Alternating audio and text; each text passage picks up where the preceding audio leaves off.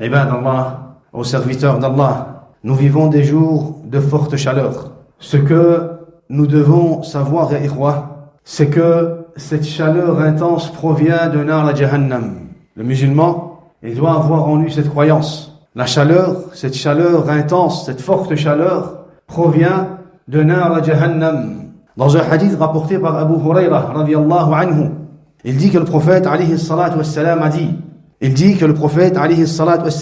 que l'enfer a dit à Allah, tabaraka wa ta'ala, qalat nar, l'enfer s'est adressé à Allah, tabaraka wa ta'ala, et il lui a dit, Rabbi akala ba'di ba'da, ô mon Seigneur, ya Rabbi, une partie de moi a dévoré l'autre. L'enfer s'est adressé à Allah, tabaraka wa ta'ala, et il a dit, ya Rabbi akala ba'di ba'da, ô mon Seigneur, une partie de moi a dévoré l'autre. Fa'adhan li atanaffas, permets-moi de respirer, qu'a dit l'enfer. Fa'adhina Allah tabaraka wa ta'ala laha binafasayn. Alors Allah Azza wa Jal lui a autorisé 2 souffles, lui a permis 2 souffles. Allah Azza wa Jal lui a permis de souffler 2 fois.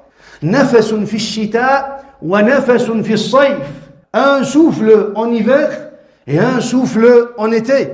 Alors le prophète alayhi salatu wassalam dit, فَمَا وَجَدْتُم مِّن بَرْدٍ أَوْ زَمْهَرِيرٍ فَمِن نَفَسِ جَهَنَّمَ وَمَا وَجَدْتُم مِّن حَرٍّ أَوْ حَرُورٍ فَمِن نَفَسِ جَهَنَّمَ. Ce que vous ressentez en hiver comme froid glacial provient de l'enfer. Et ce que vous ressentez en été comme chaleur intense provient de l'enfer. فَمَا وَجَدْتُم مِّن حَرٍّ أَوْ حَرُورٍ فَمِن نَفَسِ جَهَنَّمَ. Ce que vous ressentez comme chaleur intense, comme forte chaleur en été, provient d'un des 2 souffles de l'enfer. Subhanallah. C'est cela que nous devons nous rappeler à ikhwa. Et regardez, Adi ibn Hatim, il dit, ذكر النبي صلى الله عليه وسلم النار. Une fois le prophète عليه الصلاة والسلام a cité l'enfer, il a mentionné l'enfer. فأشاح بوجهه. Alors il a tourné son visage. فتعوذ منها, et il a dit أعوذ بالله من نار جهنم أعوذ بالله من نار جهنم. Et puis il a retourné son visage vers ses compagnons. فذكر نار جهنم فأشاح بوجهه وتعوذ منها. Et encore une fois, il a mentionné l'enfer. Et pendant qu'il était en train d'expliquer l'enfer, il a tourné son visage et il a dit أعوذ بالله من جهنم أعوذ بالله من جهنم. Et il a répété cela 3 fois. Ensuite, le prophète, alayhi salatu wassalam, a dit, ittaqun nar walaw bi shiqqi tamra. Ittaqun nar walaw bi shiqqi tamra. Craignez l'enfer, ne fût-ce qu'en donnant une sadaqa qui équivaut à un morceau d'une date. Shiqqi tamra. Subhanallah. Un morceau d'une date, ya ikhwa, pour dire que même si c'est très peu, donnez as-sadaqat pour vous protéger du feu de l'enfer. Ittaqun nar walaw bi shiqqi tamra. Qu'a dit le prophète alayhi salatu wassalam, protégez-vous de l'enfer, de nar al-jahannam.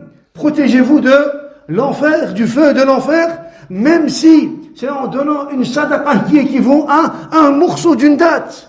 Faman lam yajid fa bi kalima tayyibah. Et celui qui ne va pas trouver un morceau d'une date, qu'il dise une belle parole, et qu'il se protège du feu de l'enfer en disant une belle parole. Subhanallah. Dans un autre récit, le prophète alayhi salatu wassalam dit, Ma minkum min ahadin illa sayukallimuhu rabbuh.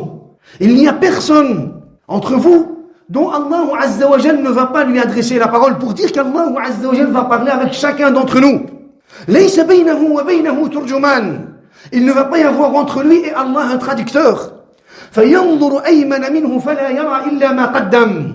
Lorsque l'esclave va être posé devant Allah tabaraka wa ta'ala pour rendre des comptes, il va regarder à droite. فَلَا يَرَى إِلَّا مَا قَدَّمَ. Et il ne va voir que ses applications. وَيَنْظُرُ أَشْأَمَ مِنْهُ فَلَا يَرَى إِلَّا مَا قَدَّمَ. Et il va regarder à sa gauche et il ne va voir que l'a'mal as-salihah. Il ne va voir que ses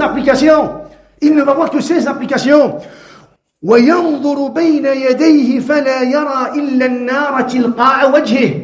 Il va regarder devant lui et il va voir l'enfer. Alors le prophète alayhi salatu wassalam dit, fattaqun nar, protégez-vous de l'enfer, وَلَوْ بِشِقِّ تَمْرَةٍ. Même si ce n'est qu'en donnant un morceau d'une date, une sadaqa minime. Subhanallah. فَمَنْ لَمْ يَجِدْ فَبِكَلِمَةٍ طَيِّبَةٍ. Et celui qui ne sait pas donner une sadaqa, un morceau d'une date, qu'il donne une sadaqa en disant une belle parole, en disant une belle parole. Pourquoi est-ce que le prophète, alayhi salatu wassalam, lorsqu'il mentionne l'enfer, pourquoi est-ce qu'il cite, pourquoi est-ce qu'il nous motive à donner as-sadaqa? C'est parce que l'homme, yawm al-qiyamah, lorsqu'il va voir l'enfer, la première chose qui va lui venir à l'esprit, c'est de revenir sur terre pour donner sadaqa. قال ربي لولا أخرتني إلى أجل قريب فأصدق وأكن من الصالحين. يوم القيامة, l'homme, lorsqu'il va voir l'enfer, première chose qui va lui venir en tête, c'est as-sadaqat. Ce n'est pas la prière, ce n'est pas le jeûne, ce n'est pas le pèlerinage. C'est quoi? C'est as-sadaqa. Pourquoi? Parce qu'il va voir que sadaqa lui est utile pour se protéger justement du feu de l'enfer. Qu'Allah Azza wa Jal nous protège tous du feu et du châtiment de l'enfer. أقول قولي هذا وأستغفر الله لي ولكم ولجميع المسلمين واستغفروه إنه هو الغفور الرحيم. الحمد لله رب العالمين والعاقبة للمتقين ولا عدوان إلا على الظالمين وأشهد أن لا إله إلا الله وحده لا شريك له وأشهد أن محمدا عبده ورسوله الأمين صلى الله عليه وعلى آله وصحبه أجمعين. يا إخوة, on doit aussi se rappeler de ce hadith. C'est un hadith rapporté par Abu Hurairah radiyallahu anhu. Il dit que le prophète alayhi salatu wassalam a dit, un hadith qudsi, Allah Azza wa Jal a dit, قال Allah. Yani le prophète alayhi salatu wassalam nous transmet la parole d'Allah tabaraka wa ta'ala. يؤذيني ابن آدم يسب الدهر وأنا الدهر بيد الأمر أقلب الليل والنهار. Le prophète alayhi salatu wassalam nous transmet la parole d'Allah tabaraka wa ta'ala. Et il dit, يؤذيني ابن آدم. Ibn Adam, le fils d'Adam, me cause du tort. Regardez, le fils d'Adam me cause du tort. يسب الدهر. Il insulte le temps. Il insulte le temps. وأنا الدهر. Et c'est moi le maître du temps. Allah tabaraka wa ta'ala dit, et c'est moi le maître du temps. بيدي الأمر. Entre mes mains se trouve toute chose. أقلب الليل والنهار. J'alterne la nuit et le jour. طبعا يا إخوة, le fait d'insulter le temps, كبيرة من الكبائر.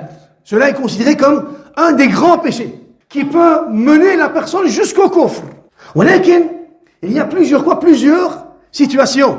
Tout d'abord, si l'homme décrit le temps, ولكن طبعا il parle du temps, ولكن من باب الإخبار والبيان, il veut décrire le temps. تمام. Cela est permis. Cela est permis dans la religion, comme le prophète Lut alayhi salam l'avait dit auparavant. Qu'est-ce qu'il avait dit? هذا يوم عصيب. Voici un jour terrible. Voici un jour terrible. Qu'est-ce qu'il fait? Il décrit le jour d'Allah tabaraka wa ta'ala. Il décrit un temps bien précis. ولكن il dit هذا يوم عصيب من باب الإخبار والبيان. هذا يجوز. Ou alors Allah tabaraka wa ta'ala dit, lorsqu'il a anéanti le peuple de Ad, في يوم نحس مستمر. Un jour sombre, interminable. Donc, tu peux dire, ce jour est un jour où il fait très chaud. Il y a une chaleur intense, une forte chaleur. Tu peux décrire le temps. Min bab al-bayan wal-ikhbar. Deuxième situation, qui est considérée comme haram, kabira min al-kabair, et qui peut aller jusqu'au kufr, c'est le fait d'insulter le temps. D'insulter le temps, c'est-à-dire le fait d'insulter la chaleur, le soleil, le vent, la pluie, la tempête, le froid. Le fait d'insulter le temps, cela est considéré comme kabira min al-kabair et ça peut aller jusqu'au kufr, ya ikhwa. Le prophète, alayhi salatu wassalam, lorsqu'il avait entendu certains insulter le vent, qu'est-ce qu'il avait dit? Le prophète, alayhi salatu wassalam, avait dit, la tasubbu ar-rih. N'insultez pas le vent. Fa innaha ma'moura. Car le vent n'agit pas de lui-même. C'est Allah tabaraka wa ta'ala qui ordonne au vent. C'est Allah tabaraka wa ta'ala qui ordonne au soleil. Et c'est Allah tabaraka wa ta'ala qui ordonne au temps. Subhanallah. Donc, cela est considéré comme quoi? Cela est considéré comme un munkar. Comme un munkar. Troisième situation, c'est le fait d'attribuer le temps, la météo, c'est le fait d'attribuer le temps à la nature. Cela est considéré comme du kufr akbar. Celui qui fait cela, il commet du shirk et son auteur est considéré comme mushrik.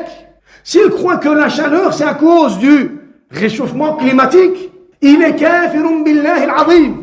S'il croit qu'il y a un changement par exemple dans l'univers d'Allah tabaraka wa ta'ala à cause de certaines choses, cela est considéré comme du kufr. Le musulman croit que tout se réalise selon la direction d'Allah tabaraka wa ta'ala. Allah tabaraka wa ta'ala dit Yasubbu ad-dahr wa ana ad-dahr. C'est moi le maître du temps. Allah tabaraka wa ta'ala, c'est lui qui gère le temps. C'est lui qui gère tout ce qui se passe dans son univers. Celui qui va croire que la nature, celui qui va croire que c'est la nature qui agit ou qui fait que le temps. Et dans cet état, par exemple, il commet quoi? Il commet du shirk. Il commet du shirk et il devient mushrik. C'est pour cela que la théorie du réchauffement climatique est une théorie qui est basée sur le shirk, sur le kufr. Pourquoi? Parce que c'est une théorie qui renie à la base l'existence d'Allah tabaraka wa ta'ala. Pour eux, les choses se réalisent selon quoi? Selon la nature, selon les étoiles. Et donc cela est en contradiction avec aqidat at-tawhid. Quatrième situation qu'on peut rencontrer beaucoup aujourd'hui malheureusement chez les mouchriquins et les kuffars, et dont le musulman doit faire très attention, c'est quoi? C'est l'istihza bid-dahr, le fait de se moquer du temps. Aujourd'hui on rencontre des gens qui vont se moquer qui vont se moquer du temps, de la chaleur. Ils vont faire des blagues. Ils vont faire des blagues sur la chaleur. Et par exemple, le feu de l'enfer. Ils vont faire des comparaisons pour rigoler. Ils vont faire quoi? Ils vont citer des exemples pour faire rigoler les gens, l'istihza. Cela est considéré comme du kufr, mukhrij min al-millah. Tu ne te moques pas du temps, de la chaleur, du froid. Tu peux décrire le temps. Tu peux expliquer le temps. Walakin tu ne peux pas Tu ne peux pas te moquer. Tu ne peux pas te moquer. Ou alors tu ne peux pas attribuer cela à la nature. Tu ne peux pas insulter. Tu ne peux pas insulter. Par exemple, des fois on a le soleil et puis tout de suite après on a la pluie. Et on a des réactions. Le temps joue avec nous. Cette parole, ya ikhwa, est une parole de shirk. Le temps ne joue pas. C'est Allah tabaraka wa ta'ala qui décide. C'est Allah tabaraka wa ta'ala qui décide qu'il va y avoir après le soleil la pluie. Et après la pluie le soleil. Et au soir il va y avoir une tempête. C'est Allah tabaraka wa ta'ala qui décide cela. On n'attribue rien au temps. On n'attribue rien au temps. Cela est considéré comme quoi, comme du shirk. Walakin, faut faire très attention à ces paroles qui sont basées sur quoi? Qui sont basées sur l'istihza bid-din wa sukhriya, l'istihza bid-dahr wa sukhriya. Donc, voilà 4 situations concernant ce hadith dont le musulman doit faire très attention. Qu'Allah Azza wa Jal nous protège du feu de l'enfer. Car le feu de l'enfer est beaucoup plus grave, beaucoup plus intense que quoi? Beaucoup plus intense que le feu ici sur terre. وقالوا لا تنفروا في الحر قل نار جهنم أشد حرا لو كانوا يفقهون. Subhanallah. قل نار جهنم أشد حرا. Dit le feu de l'enfer est plus intense. Subhanallah. Qu'Allah tabaraka wa ta'ala nous protège du feu de l'enfer. Pendant des jours comme ceux-ci, faites beaucoup d'invocations, beaucoup d'istighfar, beaucoup de sadaqat, beaucoup de khayrat, beaucoup de salihat. Rappelez-vous d'Allah tabaraka wa ta'ala et remettez-vous justement en question pour revenir sincèrement vers Allah tabaraka wa ta'ala. Qu'Allah Azza wa Jal nous guide vers le droit chemin. Allahu Akbar. Alhamdulillahi Rabbil Alamin. الرحمن الرحيم مالك يوم الدين إياك نعبد وإياك نستعين اهدنا الصراط المستقيم صراط الذين أنعمت عليهم غير المغضوب عليهم ولا الضالين آمين والعصر إن الإنسان لفي خسر إلا الذين آمنوا وعملوا الصالحات وتواصوا بالحق وتواصوا بالصبر